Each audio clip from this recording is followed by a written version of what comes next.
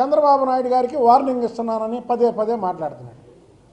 చంద్రబాబు నాయుడు గారికి వార్నింగ్ ఇచ్చే అంత సీను జగన్మోహన్ రెడ్డికి లేదు. చంద్రబాబు నాయుడు గారు మీ తాత ఫ్యాక్షనిజం మీద పోరాడాడు, మీ నాన్నగారి ప్రజా వ్యతిరేక విధానాల మీద పోరాడాడు.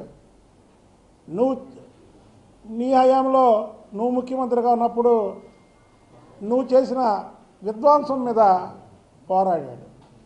పోరాడమే, ప్రజల తరపున పోరాడమే చంద్రబాబు గారి ధ్యేయం.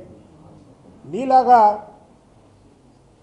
తుఫాను వస్తుందని వారం రోజుల ముందే పలానా డేట్ కానీ పలానా డేట్ వరకు వస్తుందంటే నువ్వు బెంగళూరు ప్యాలెస్లో ఉండి వారం తర్వాత రైతుల మీద దండయాత్ర చేసే క్యారెక్టర్ కాదు చంద్రబాబు నాయుడు గారు.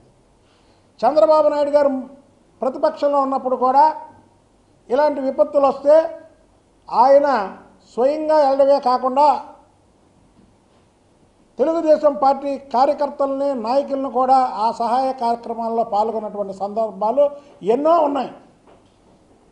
ఉదాహరణకి ఈ రాష్ట్రంలోనే కాదు, పక్క రాష్ట్రంలో ఒరిస్సాలో ఒకప్పుడు తుఫాన్ వస్తే చంద్రబాబు గారు ముఖ్యమంత్రిగా ఉండి ఇక్కడి నుంచి అనేక సహాయ సహకారాలు చేస్తే నాయకుడంటే ఇలా ఉండాలని ఆ రోజు భారతదేశం మొత్తం చెప్పుకున్నటువంటి నాయకుడు మా సిబిఎన్ సార్.